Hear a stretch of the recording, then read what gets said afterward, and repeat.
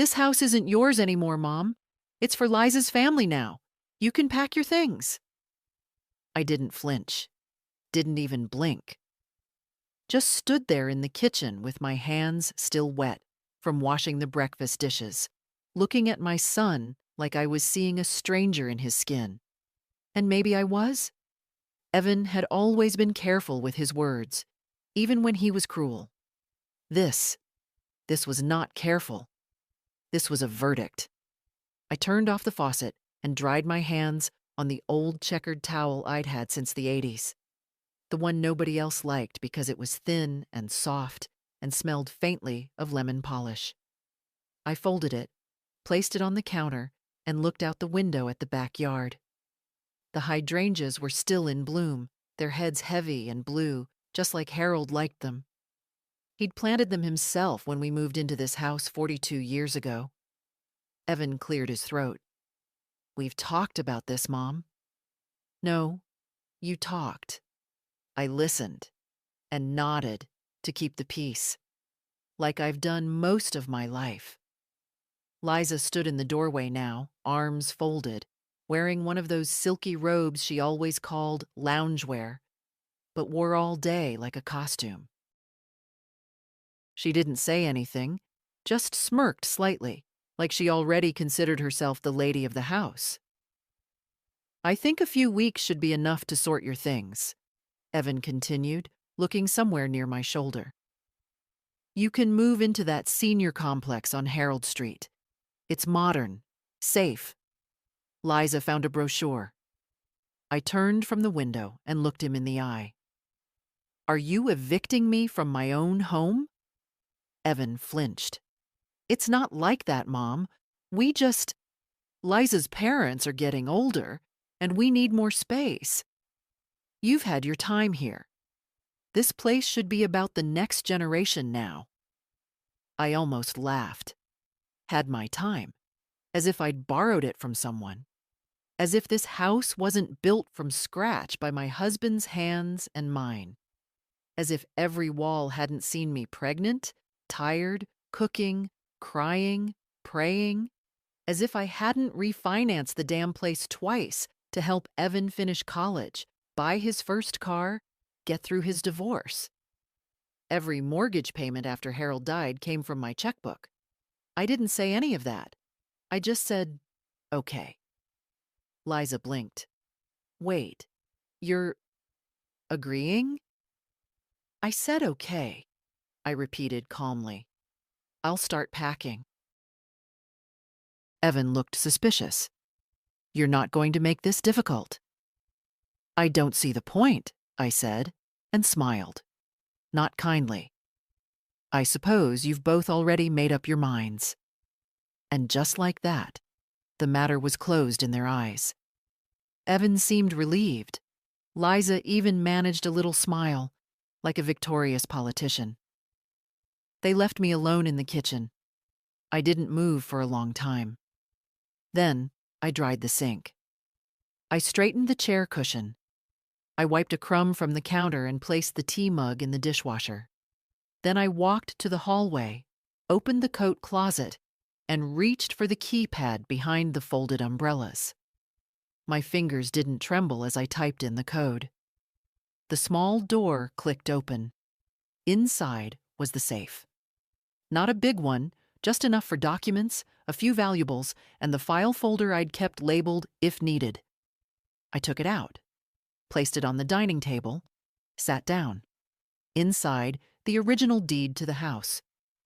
My will. A notarized copy of the financial agreement between Harold and me. And a recent document, signed quietly 6 months ago, transferring the house into a revocable living trust. With a successor trustee named Caleb Jarvis. My grandson. Evan's son. They didn't know. Not yet. Caleb was the only one who still asked how I was doing, still visited without expecting something. He came by last Thursday, sat on the porch, helped me carry in groceries. Said, "Grandma, you've still got your wits. Don't let them bulldoze you." I didn't plan this in revenge. I planned it because I've lived long enough to know you don't wait until the fire starts to check if you've got insurance. I placed the file back in the safe and closed the door. Then I walked slowly upstairs. My knees ached as they do on rainy days, but my heart was strangely calm. That evening, I made meatloaf. Evan liked it, and so did Caleb. Liza didn't eat red meat, but I didn't cook it for her. At dinner, no one mentioned what was said that morning. Evan chatted about work. Liza talked about an interior designer. I nodded, smiled where appropriate. But inside, something had shifted. I no longer felt like a guest in my own home. I felt like a witness, watching them write their version of the story, unaware that I still held the original.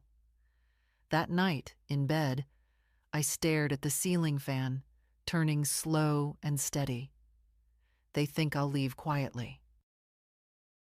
They think I'll go pack boxes and fade into some soft-cushioned retirement. They don't know me at all. I didn't sleep that night. Not because I was upset. Not even because I was angry. I lay awake because memories kept rolling in like waves, soft but persistent.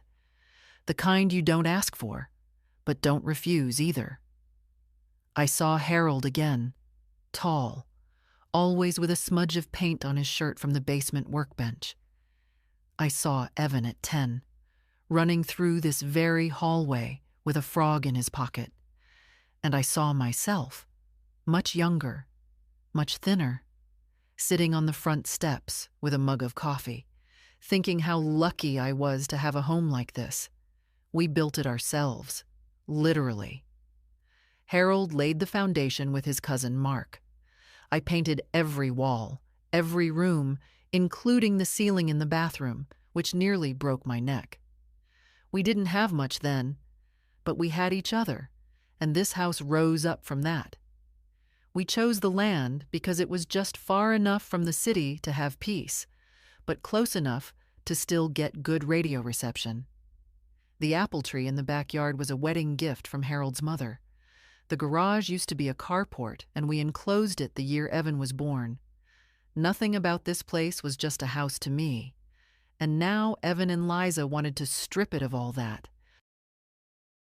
They didn't see memories in the cracks in the patio or the worn steps on the staircase.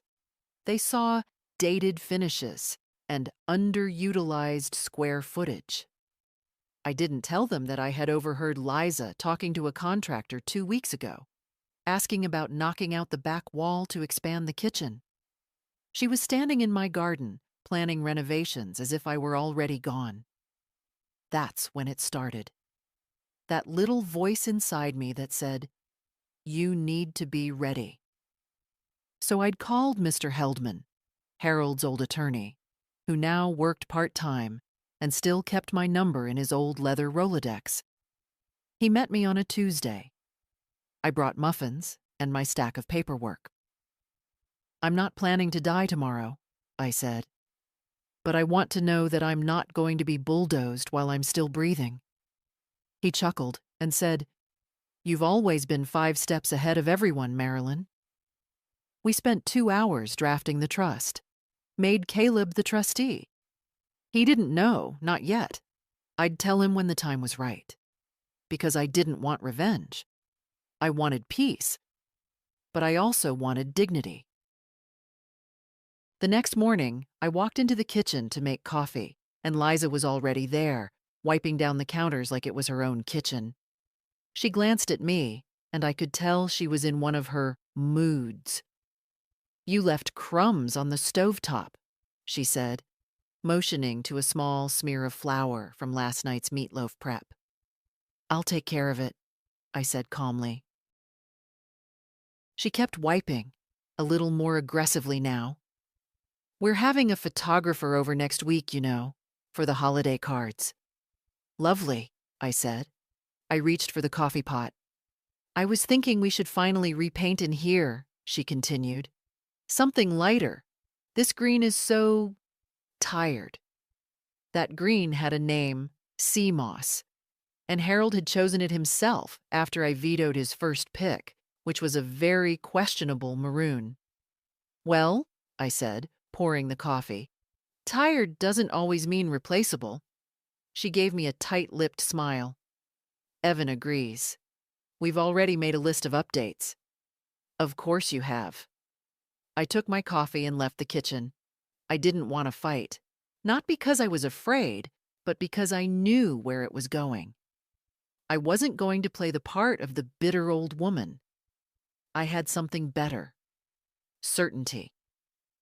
Later that day, I called Caleb. He picked up on the second ring. "Hey, Grandma. Can you come by this weekend?" "Sure. Everything okay?" "Yes, I just have something I want to talk to you about." He hesitated, then said, "Is this about Dad?" "It's about the house." Silence. Then, gently, "I'll be there."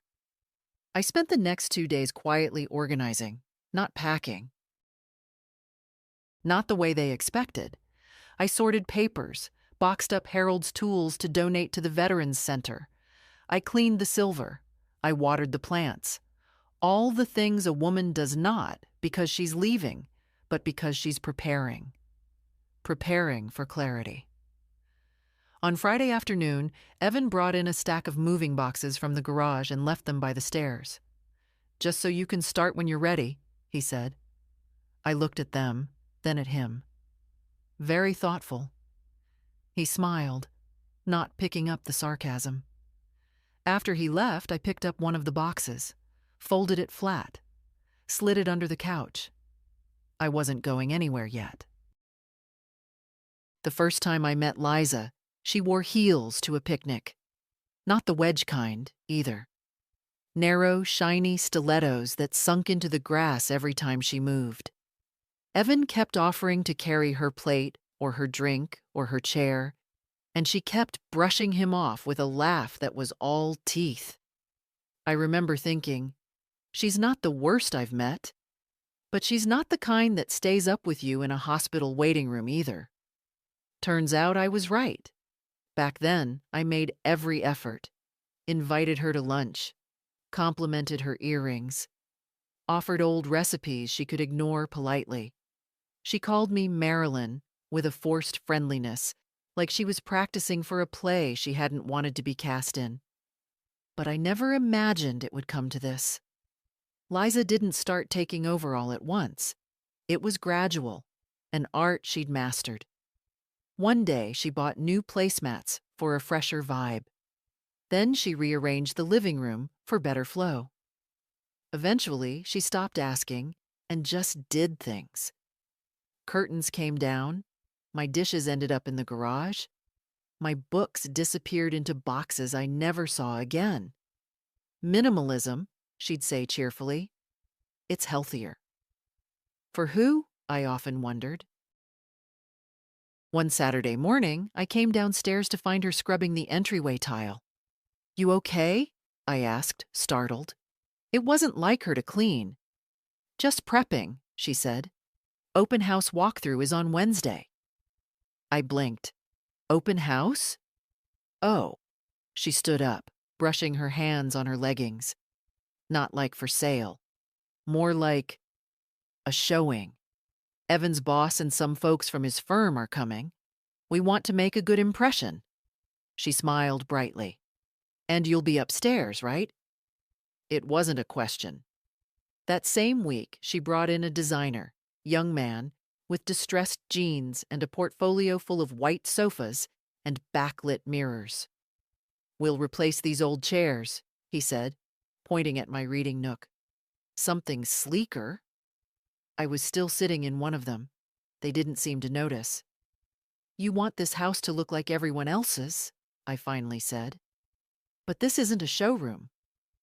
"It's an investment," Liza said. "You have to think long term." "I am," I replied. "More than you know." She didn't like that. Her mouth twitched, and she turned away quickly. Later that day, I heard her on the phone. "She'll be out in a few weeks. I'm keeping her calm for now." "Yes, trust me. She's not going to cause trouble." I didn't ask who she was talking to. I didn't need to. That night, I opened the safe again, checked the paperwork. All in order. Dated. Signed. Witnessed. Irrevocable unless I say otherwise. I added one thing. A handwritten letter to Caleb. Nothing legal. Just words from a grandmother who wanted him to understand why she did what she did. The next morning, I found my favorite chair gone.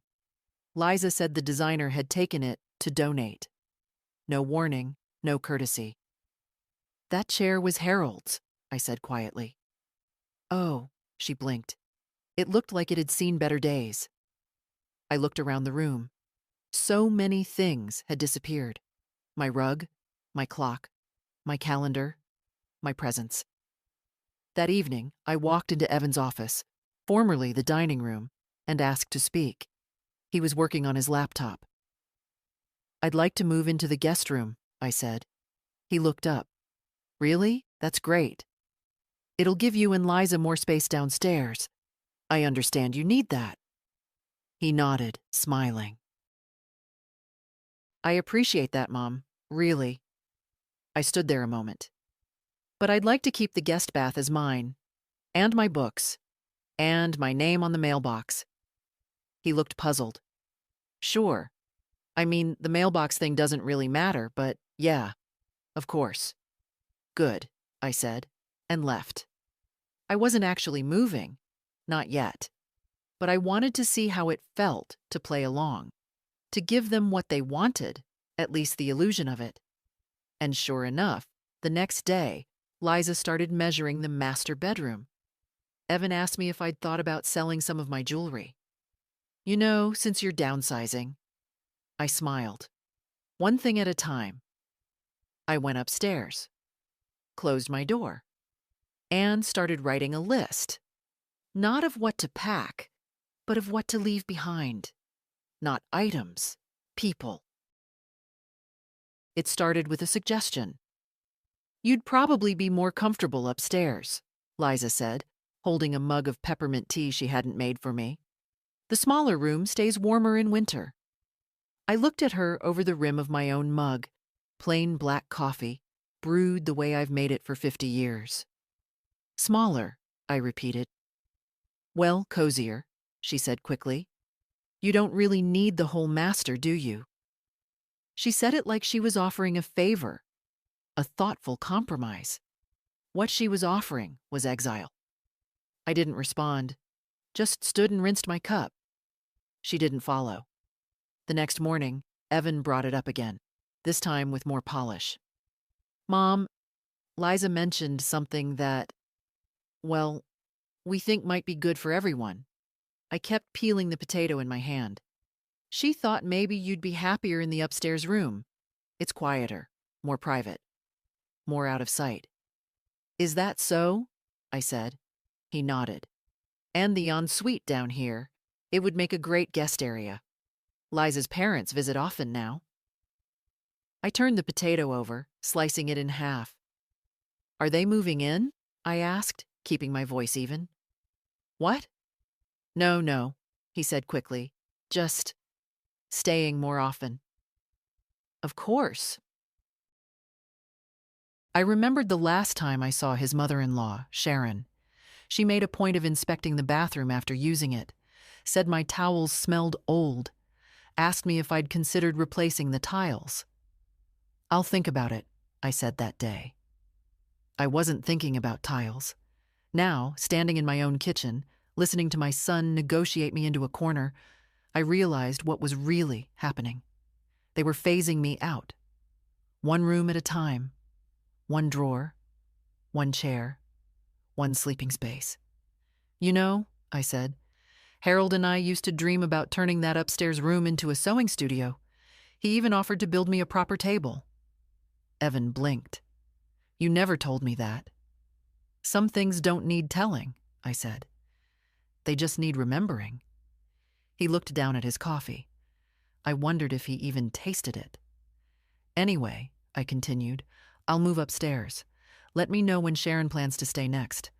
I'll wash the linens. Thanks, Mom, he said, and smiled with genuine relief. That night I didn't sleep in the upstairs room. I didn't even open the closet there. Instead, I sat in the armchair by the living room window, wrapped in the quilt my sister made when Harold died. The house was quiet. Outside, the trees swayed under moonlight. I thought about my name being erased from things. First from the guest list at holidays, then from shared bills, now from the master bedroom. I wasn't afraid of being alone. I was afraid of being invisible. The next morning I made a list, not of complaints, of facts. I paid the last 3 property tax bills. I bought the new water heater. I cover the electric and groceries. I gave Evan and Liza $40,000 5 years ago when they lost their condo. I signed nothing, gave everything. The deed is in my name. The trust is sealed.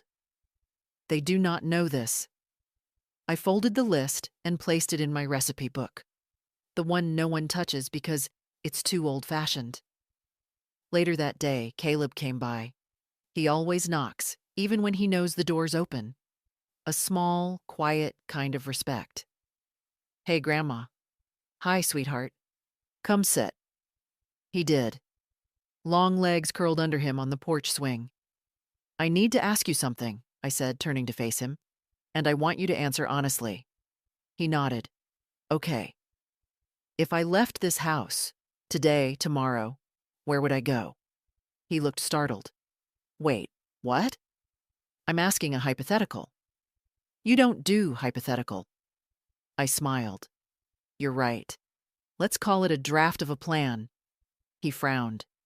"Did Dad say something again?" "It's not just your dad." He exhaled, rubbed the back of his neck. "I hate the way they talk to you, the way they act like this is their place." "It will be, one day," I said softly. "Not if I can help it." I looked at him then. Really looked. He had Harold's jawline, my father's eyes, and a voice that hadn't yet learned to hide its decency.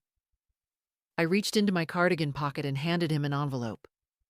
"What's this?" "Read it later. Not now. But I need you to keep it safe." He didn't argue, just nodded and slipped it into his jacket. "Grandma," he said quietly, "you don't have to stay here if it hurts." "I'm not staying," I said. "I'm preparing." "For what?" "For them to notice I'm not the one shrinking." Caleb came again on Sunday without being asked. That was something I always noticed about him. He showed up not because he wanted something, but because he remembered I was here. He brought me a cinnamon bun and a newspaper. "Figured you'd want the crossword," he said, setting the bag gently on the kitchen counter. "You figured right," I replied, watching him with quiet gratitude. Liza wasn't home, thank God. Evan was in the garage tinkering with his project car, which had been more of a prop than a vehicle for years.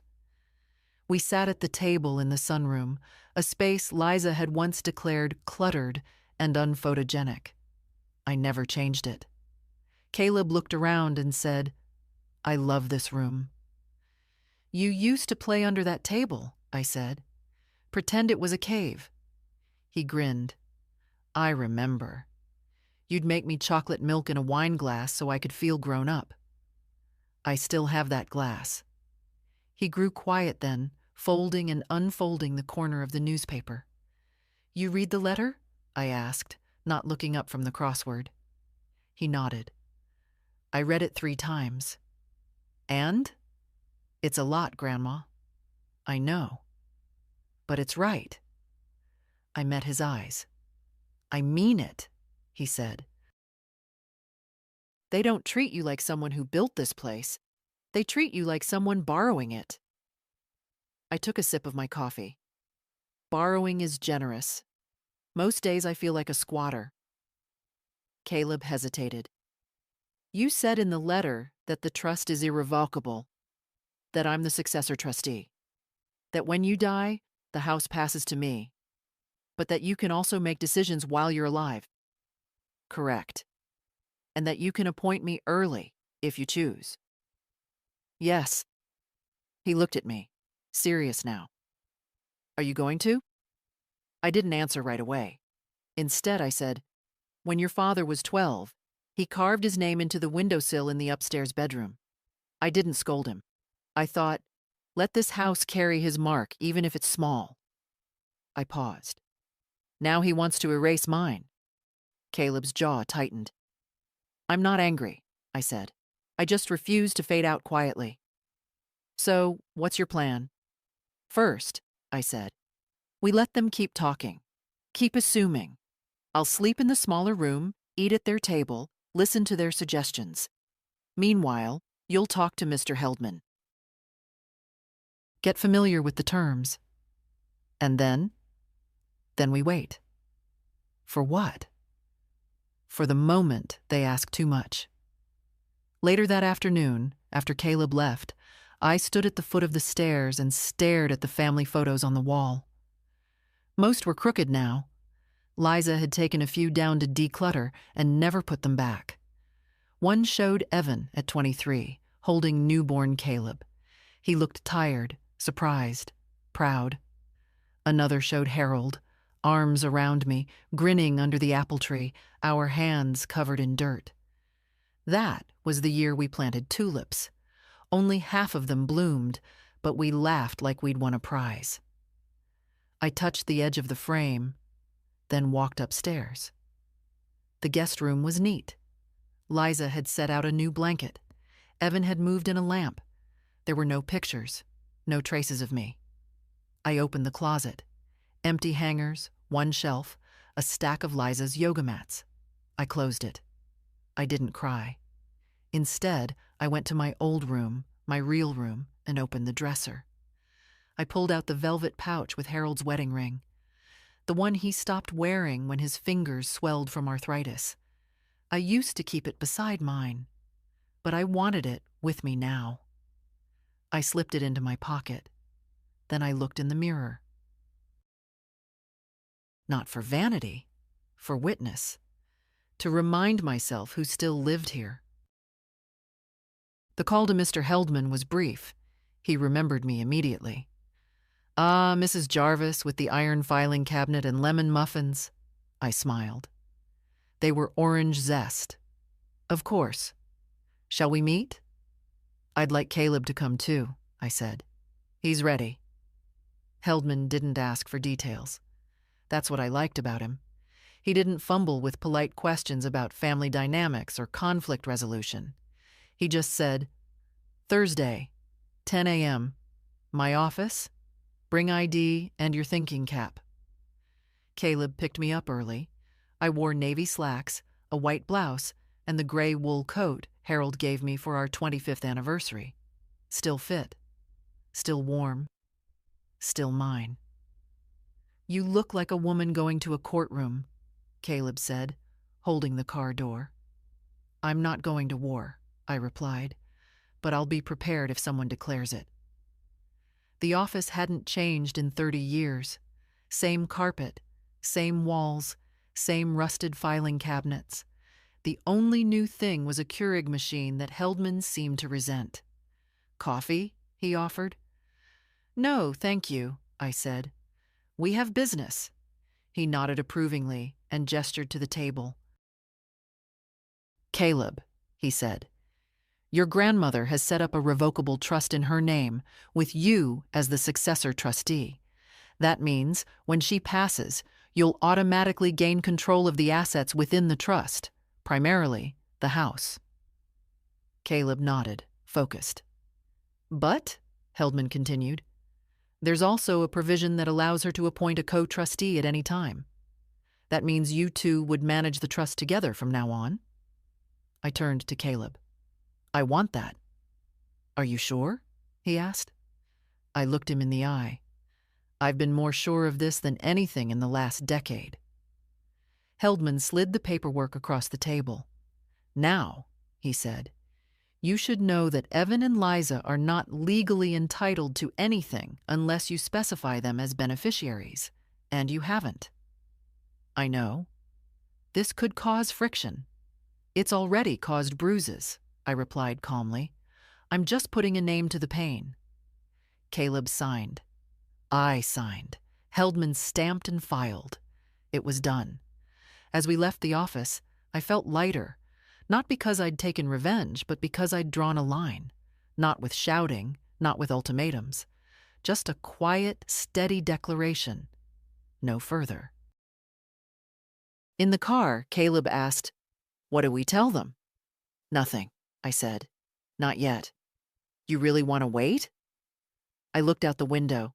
Leaves were falling like confetti. Early October already. "They think I'm folding," I said. "Let them." That evening, I made soup. Potato and leek, Caleb's favorite. Liza didn't eat. Said she had a cleanse. Evan said he was too tired and ordered Thai. I cleaned the table alone, washed the dishes, wiped down the counters. Not because I was being obedient, because I was making peace with the kitchen I wouldn't keep. The next day, I received a letter from the bank, confirmation of trustee designation. I placed it in the safe, beside the insurance policy and the trust documents. Then I did something small. I bought a notebook. Not digital, not fancy. Just a brown-covered lined notebook. On the first page, I wrote, "They believe this house belongs to them now. They're wrong. But I don't need to prove it with noise. I'll prove it with grace. And with the law." Then I started writing, 1 page a day. What they said. What they didn't say. What they took. What I gave. A record. Not for court. For clarity. The confrontation didn't come like a thunderstorm. It came like humidity. Thick, clinging, building in silence until the air was too heavy to breathe. Liza was the one who brought it up first. Of course she was. It was Tuesday evening. I'd just finished folding the laundry. She walked into the living room without knocking, something she'd been doing more often lately, and held out her phone. "Would you mind explaining this?" she asked. On the screen was an email thread. My name, a legal contact. A subject line, trust amendment filed. I didn't blink. "You went through my emails?" Her lips curled in mock surprise. The browser was open. I clicked. "It's my house too, you know." "Is it?" I asked, folding the towel in my lap one last time. She sat down across from me, legs crossed like she was at brunch with a difficult client. "You changed the trust," she said. "You made Caleb co-trustee." I did. "And you didn't tell us." "I didn't think you'd be interested."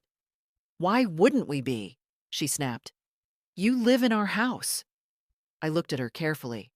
"No, dear. You live in mine." The air crackled, finally.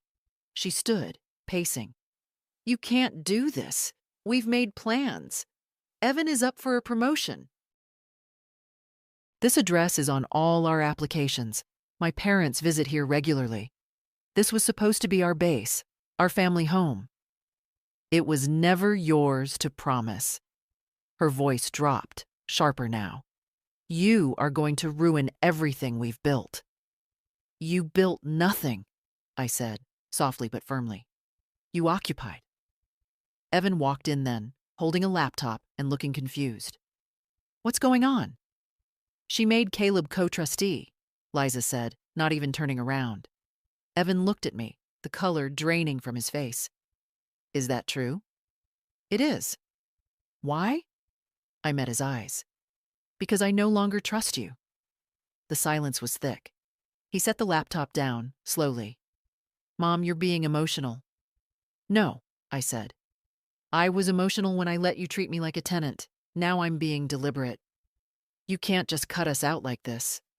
"I haven't cut anyone," I said. "You're still living here, aren't you?" "But you've weaponized the house," he said, stumbling over his words. I laughed once. A bitter, clean sound. "This house was never a weapon," I said. But you made it a battlefield. They looked at each other, the kind of glance that passes unspoken accusations. Then Liza said it. We want you to transfer the house. To whom? To both of us, legally. It's time, Marilyn. You're getting older. You've already moved upstairs. You're not managing the house anymore. This is just the next step. And if I don't? We'll have to talk to someone, Evan said quietly. A lawyer. There's nothing to contest. You're being unfair. No, I said. I've just stopped being afraid. They stood in silence for a moment. Then Liza, arms folded, hissed, You'll regret this. I looked her square in the face. No, dear. I regret trusting you. They left the room. I didn't move. The clock ticked in the hallway. The heater hummed to life. Upstairs, I opened the safe, removed the envelope I'd prepared weeks ago, addressed it to Mr. Heldman. Inside, a letter authorizing Caleb to assume full management authority of the trust effective immediately. I signed it. Then I called Caleb. They know, I said, and they're angry. His voice was calm. Do you want me to come over? Not tonight, but tomorrow we'll go back to Heldman's. Okay. And Caleb? Yeah? Bring your ID. We were early to Mr. Heldman's office. Caleb held the door for me, like always. I noticed the way he adjusted his stance when we entered. Shoulders squared, chin lifted. He was ready. He was more than ready. Heldman stood as we came in. Mrs. Jarvis, Caleb, please. He gestured to the same conference table we'd used the week before. The light from the window caught the brushed steel clasp on the folder I was carrying. I assume this is about the amendment, he said, sitting down. I nodded. They know. Expected? Yes, I said, but earlier than I would have liked. Caleb placed the envelope I'd signed last night on the table. I'd like to invoke full authority, I said. Effective immediately. Caleb is ready. Heldman opened the envelope, scanned the document, then looked up. This makes you, Caleb, not only a co-trustee but the managing trustee, with full legal and financial control of all assets within the trust, including the house. I understand, Caleb said. Heldman turned to me. You relinquish day-to-day authority, but you remain a living trustee. You can reverse this decision as long as you're alive and competent. I have no intention of reversing it. He nodded once, then signed his own portion, adding the notarial seal with practiced ease. It's done. Just like that. Caleb was now the legal manager of the home Liza thought she owned, and Evan thought he'd inherited.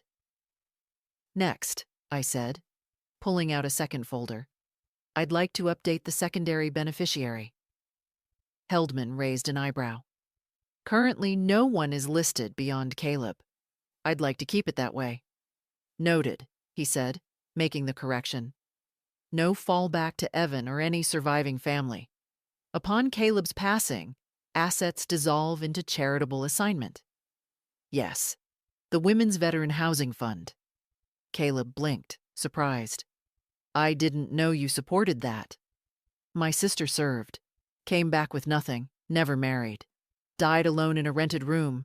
I send what I can. Heldman made the entry. It's airtight now, not contestable under standard state provisions. Good, I said.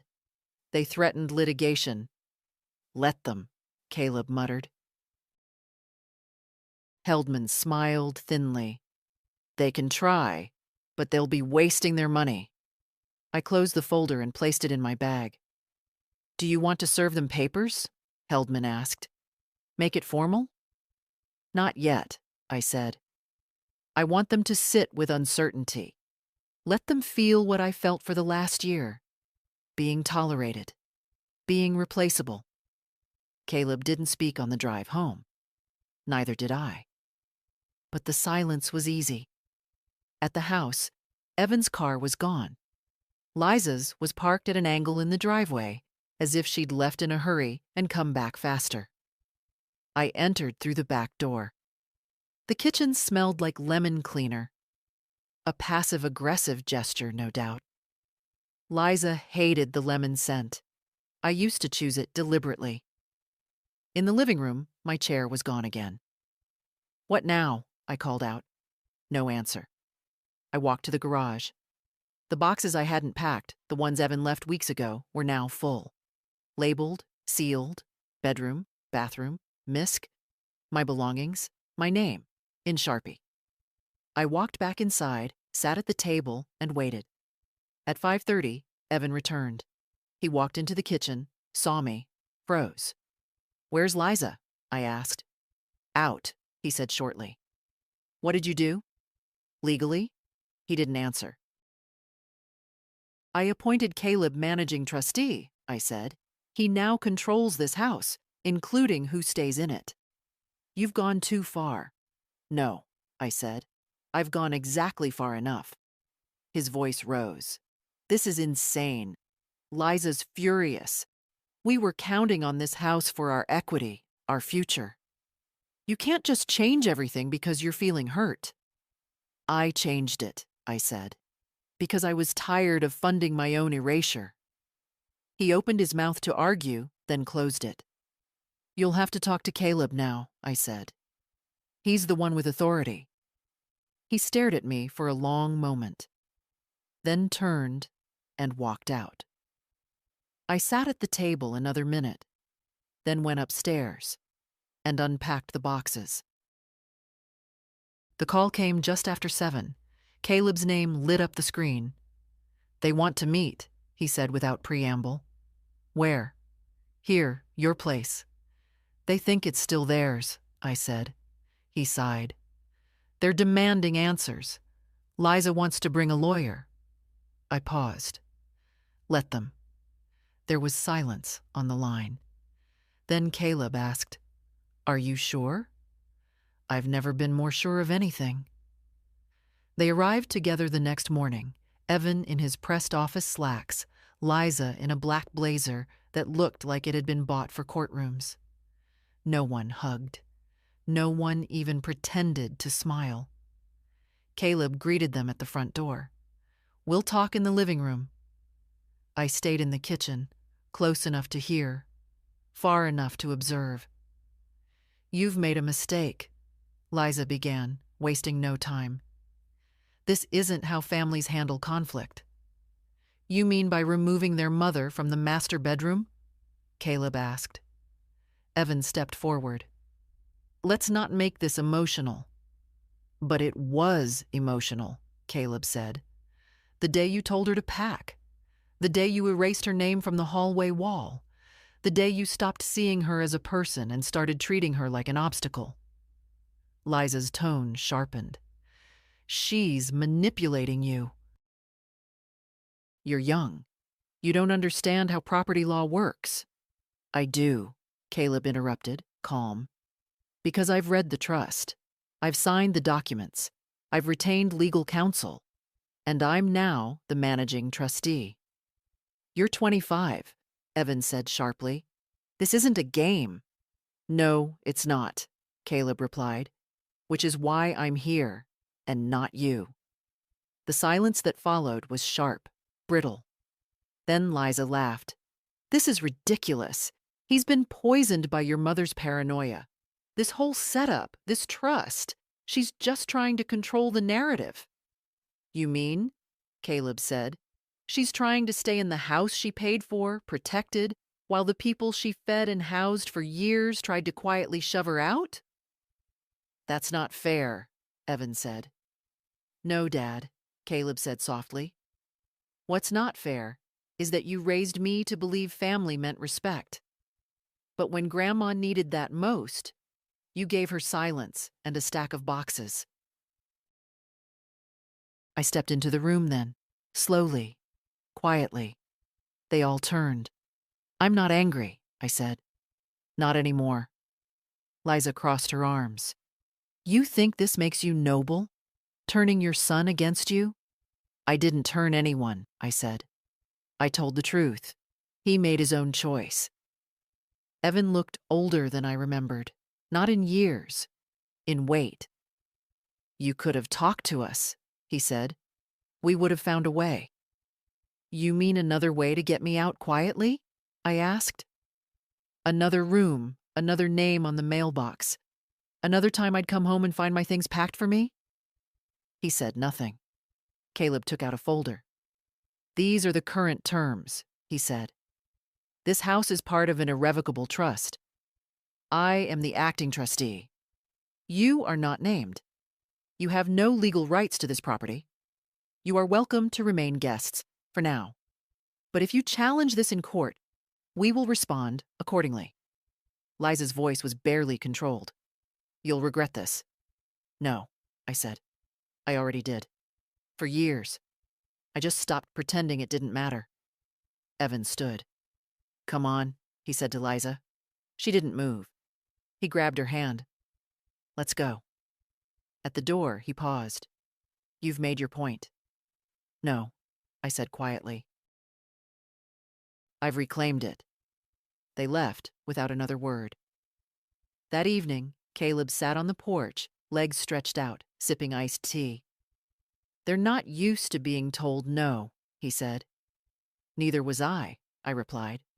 For too long. He looked at me then, not like a grandson, like a man who saw someone whole. I'm proud of you. I didn't respond right away. Then I said, I'm proud of me too. That night, I opened the old cedar box in my closet. Inside were letters, dozens of them, bound with twine, corners yellowed, edges soft from years of turning. I hadn't looked through them in over a decade. They were from Evelyn, my younger sister. Most of the family doesn't talk about her anymore. She was the wild one, the brave one, the one who ran off with a jazz musician at 21 and came back 5 years later with a suitcase, 2 kids, and a bruised jaw. Our parents didn't forgive her, said she made her choices. But I did. I let her live with us. In this very house. I gave her the upstairs bedroom, the same one I'm in now, and helped her file for custody, for work, for dignity. Evan was 12 at the time. He didn't understand why his aunt cried in the bathroom, why she never looked people in the eye. I tried to explain. She made mistakes, I told him. But she's family, and when people are broken, you don't push them further into the dark. He didn't answer. Just went back to his room. Later that year, Harold and I sat at this kitchen table, and I made a decision. Evelyn wanted to get back on her feet. She'd found a little apartment downtown but couldn't afford the deposit. Her ex was still haunting her life. She needed space, a clean break. I had just inherited a sum from my aunt. Nothing life-changing, but enough. Harold said we should invest it, save it, use it to fix the roof. I gave it to Evelyn instead. Family first, I told him. She moved out 2 weeks later, sent letters for a while, then fewer, then none. The apartment turned out to be another dead end. Her ex found her. She moved again and again. Eventually, the letters stopped coming altogether. The last one I held now in my hands. Dated April 1998. Smudged at the edges. A water ring in one corner. I know I keep saying I'll come visit, but life's not that simple. The boys are with their dad this week. I'm working double shifts. I just want you to know, you saved my life, Marilyn. I was drowning. You pulled me up. And I never said thank you right. But I remember. Every time I stand on my own 2 feet, I remember who helped me do it. She died 2 years later. Car crash. Middle of the night. On her way home from a shift. I hadn't seen her in 6 years. Sometimes I wonder if the people we save ever realize what it costs. I put the letter back, retied the twine, and closed the box. That was the last time I gave everything away and hoped it would be enough. This time was different. This time, I wasn't giving the house to anyone. I was choosing who would protect it and who wouldn't touch it again. The next morning, I sat at the kitchen table with a cup of coffee and the newspaper. The crossword was half done. I was circling back to it. Liza walked in. No makeup, no pretense. "I spoke to my lawyer," she said, like she was announcing the weather. I didn't answer. "He said we could contest the trust, that you might be found mentally unfit to sign it." I looked up.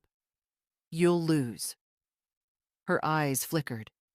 "You think Caleb can outmaneuver professionals?" "I think truth has a way of surviving things that lies can't." She shifted, arms folded. "We're not giving up." "I don't expect you to," I said. "But understand something, Liza.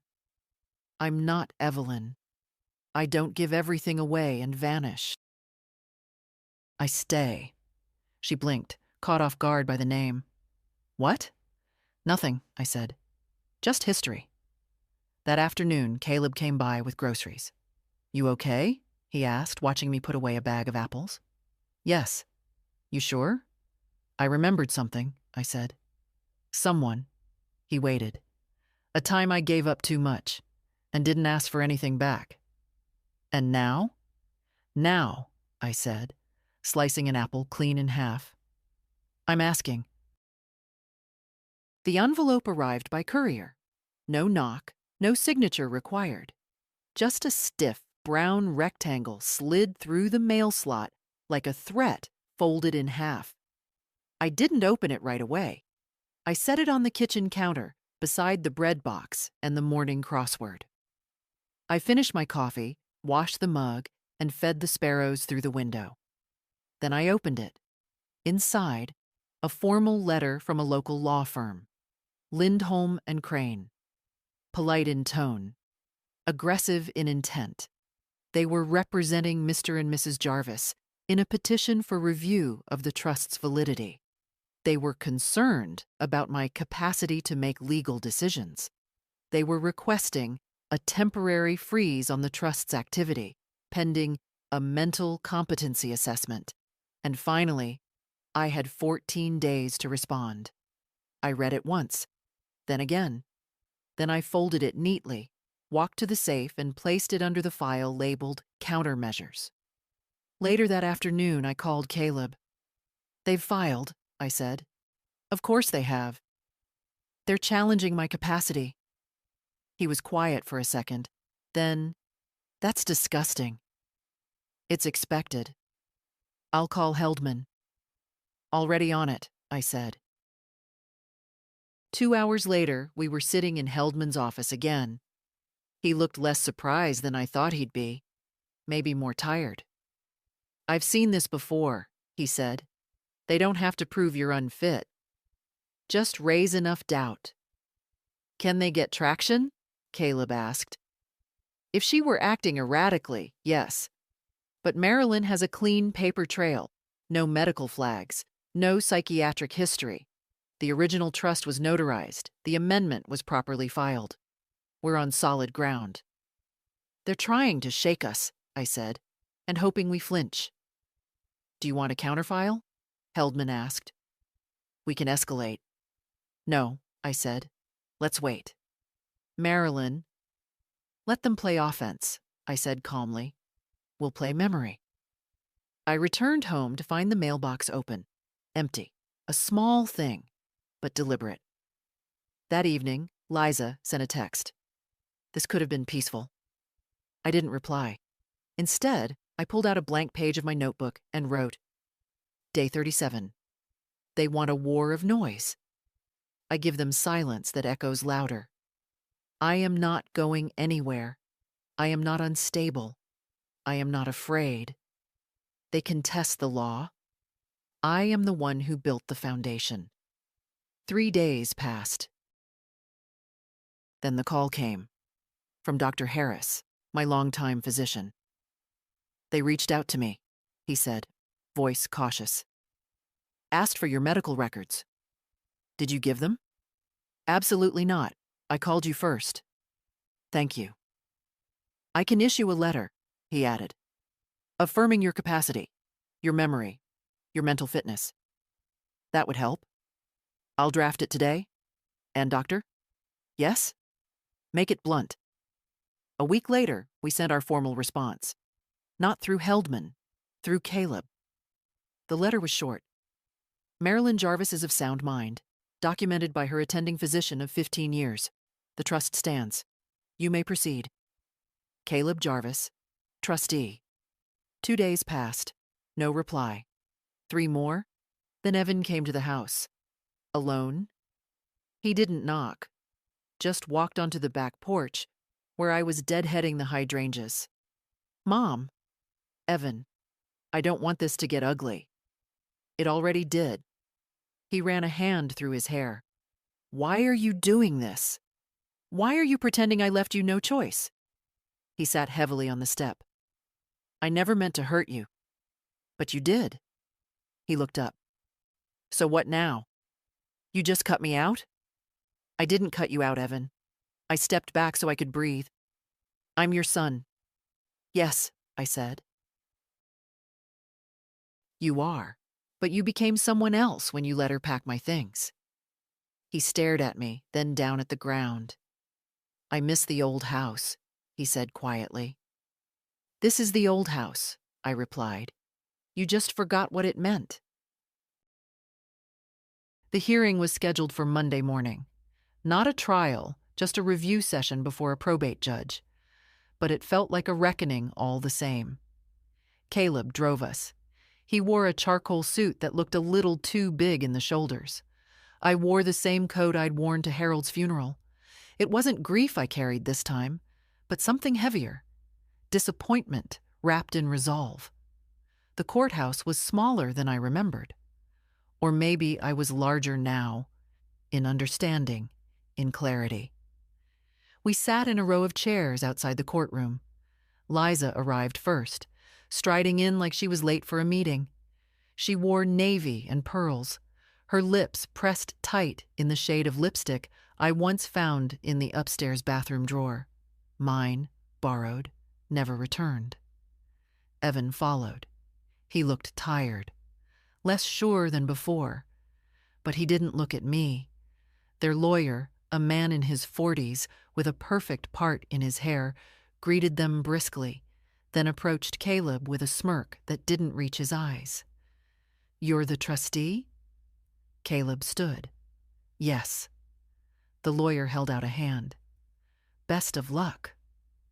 We didn't shake. Inside, the room smelled faintly of floor polish and dust. The judge was an older woman, glasses low on her nose, a silver pin on her collar. I liked her immediately. She looked like someone who had no time for showmanship. The proceedings began with introductions. Then their lawyer spoke. Calm, rehearsed.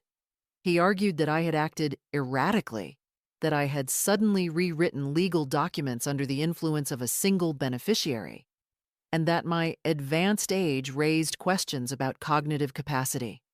He used phrases like emotional manipulation and unfortunate family estrangement. He referred to me as the settler, never as a person. Then Heldman stood. He didn't raise his voice, didn't pace, just placed 3 documents on the table and spoke directly, like someone reading a recipe. Your Honor, the trust was executed in accordance with all legal standards. My client passed a cognitive capacity exam. A notarized affidavit from her physician confirms she is of sound mind. The successor trustee was chosen voluntarily, with no evidence of coercion. He turned slightly. She has not contested her son's right to live in the home. She has not filed for eviction. She has not taken any financial action against him or his wife. Her only request is that her right to designate her home's legal future be respected as the law provides. The judge asked for copies. Heldman handed them over without flourish. Then she turned to me. "Mrs. Jarvis, would you like to say anything?" I stood, slowly. "I'm not here to punish anyone," I said. "I'm here because I stopped waiting to be asked what I wanted." I looked at Evan. He looked down. "I raised my son in that house.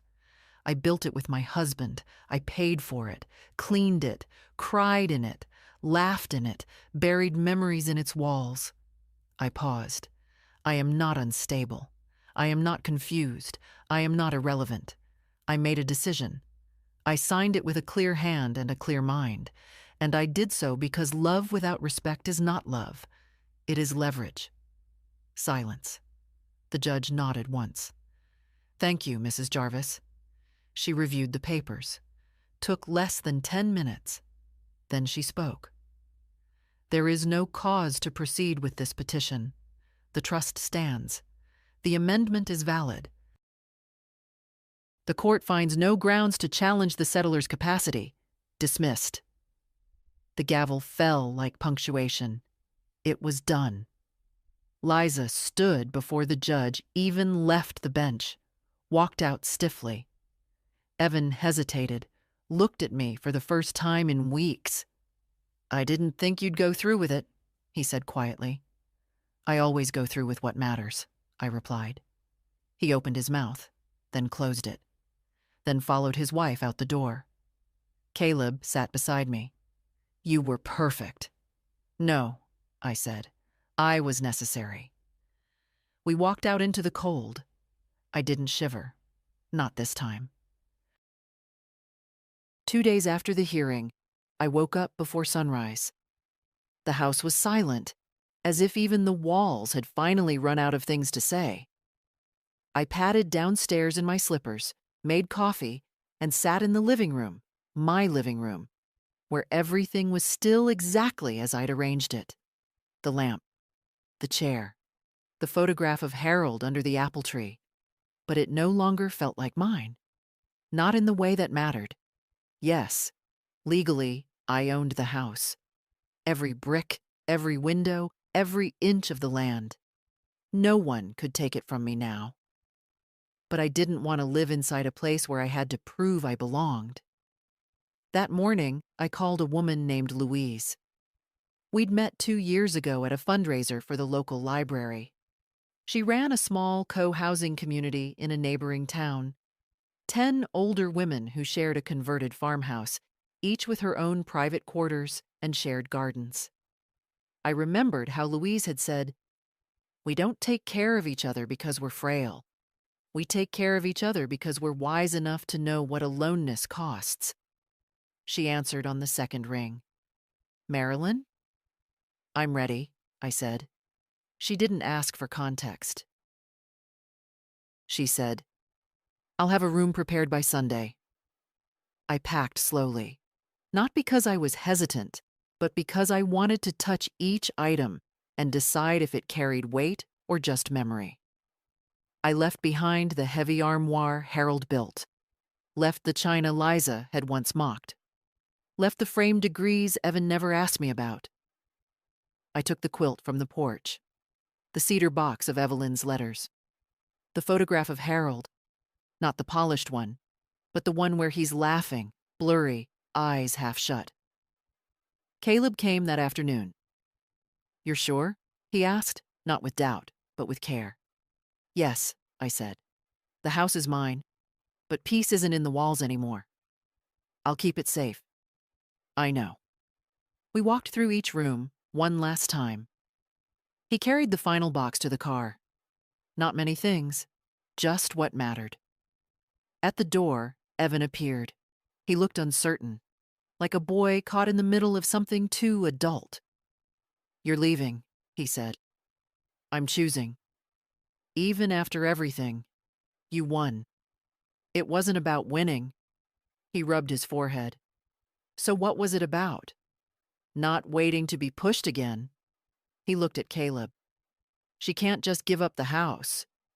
"She's not," Caleb said. "She's keeping it. And she's giving herself a life." I turned to Evan. You can stay here for now, but you'll speak to Caleb about everything going forward, not me. Mom, I'm not angry anymore, I said, but I've stopped hoping you'll see me for who I am. He stepped back. I stepped forward. Caleb opened the passenger door. I got in. We drove in silence for a long time. Then, gently, he said, "You're the strongest person I know." I shook my head. Not strong, just finished waiting. He smiled. When we arrived at the farmhouse, Louise greeted me at the gate. She didn't hug me. She just reached for my bag and said, "We've made space for you." And for the first time in a long time, I stepped into a place not built by my hands, but ready to receive me as I am. Not as a guest, not as a burden, as a person with a name and a voice. My new room was small. A bed, a chair, a narrow window that looked out onto an orchard just starting to turn with fall. No staircase, no framed degrees, no reminders of what had been claimed or contested. The first night, I slept without interruption. No footsteps outside my door, no kitchen arguments, no boxed-up books. Just the soft rustle of leaves and the occasional creak of old wood that groaned without menace. In the morning, I joined the others in the sunroom. We drank tea. Someone had made blueberry scones. A woman named Judith passed me a jar of homemade jam and said, "I hear you like crossword puzzles." I nodded. She slid me the paper. "You'll fit in fine," she said, and smiled. Later, I walked through the garden. Tomatoes still clung to the vines. Someone had planted kale. I found a pair of gloves on a hook and began pulling weeds without being asked. That's the thing about being older. No one expects you to start over, but no one realizes how quietly powerful it feels when you do. That afternoon, I called Caleb. "How's it feel?" he asked. "Like a beginning," I said. He paused. "I came by the house this morning." "Oh?" They weren't home, but it felt different. Like it had exhaled? I smiled. "Houses know things." "We got the tax notice," he said. "Still in your name." "I want to talk about that." He waited. "I'm not selling it." "Okay. But I don't want them living there indefinitely either." "Understood." "I want to donate it," I said. Caleb said nothing for a moment. "To who?" "To the Women's Veteran Housing Fund," I said. "After I pass. But starting now, I want to draft a use agreement.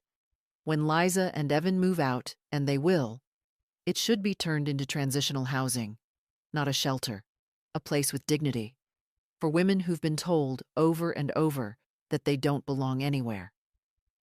Caleb exhaled slowly. "I can draft that with Heldman. There's a spare bedroom, a yard. It can hold someone's beginning if we let it. I'll make sure it happens." "Thank you."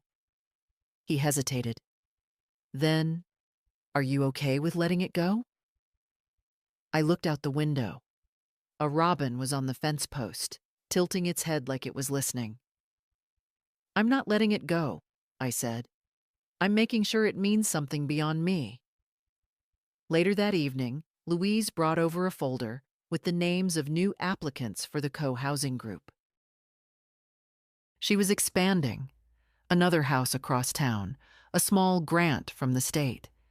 She asked if I wanted to help interview candidates. "I was a teacher once," I said. "I know how to listen." She smiled. "That's what we need." That night, I lay in bed and thought of Harold, of Evelyn, of the version of myself that once apologized for breathing too loudly in her own kitchen. And I said quietly, into the dark, "We're not done.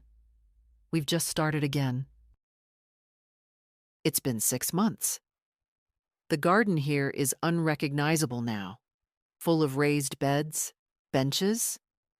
Caleb helped us build, and rows of herbs I never knew how much I'd missed until I smelled rosemary in the wind. The house in the city stands quiet most days. Evan and Liza moved out 3 weeks after the court dismissed their case.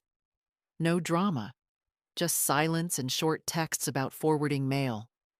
They now rent a townhouse closer to his office. Liza hasn't spoken to me since. Evan sent a photo of Caleb on his birthday. Just Caleb. No caption. I replied, "He's growing into his name." There was no answer, and I didn't expect one. Some things aren't broken, just finished. The transition papers for the house are in order now. The Women's Veteran Housing Fund Board approved the future designation. The name Harold and Marilyn Jarvis Transitional Home will one day be engraved on a brass plaque beside the front steps. It will outlive me. That's the point. Last week, a woman named Trina moved into the new co-housing house across town. 53, divorced, survived a controlling marriage, breast cancer, and the death of her sister. She sat with me on the porch 2 nights ago and said, "It's the first time I've had my own key in years." I didn't tell her everything, just smiled and said, "You'll never need to earn the right to exist here." And I meant it. Caleb comes by every Sunday. Sometimes he brings muffins. Sometimes just his tired face and gratitude he doesn't know how to say. We don't need much talk. He helps me with the books for the community fund and listens when I ask, "How's the work treating your conscience?" He laughs and says, "We're both still fighting the quiet fight, Grandma." I told him last week I want to start writing things down, not in the notebook I used during the trust dispute. That one's finished. Locked in the cedar box. A record, not a story. I mean a new notebook. A clean one. He asked, "What will you call it?" I said, "Things no one asked, but someone needed to hear." I suppose this is the first entry. Because here's what I've learned. Late, but not too late. You can give and still keep your dignity. You can forgive and still close the door. You can be alone and still be whole. And sometimes, the most radical thing a woman can do at any age is stop explaining herself. So if you're reading this and you've ever been made to feel like your time is over, or your voice is too quiet, or your presence is something to apologize for, let me say plainly, you are not done. You are not fragile. And you don't need permission to claim your space. Not in your home, not in your life, not in this world. If this story touched something in you, if you saw yourself between these lines, then stay. Speak. Share. Or just breathe a little deeper, knowing someone else stayed too. And if you can, pass it on. Because some of us bloom late. But when we do, we hold the sun.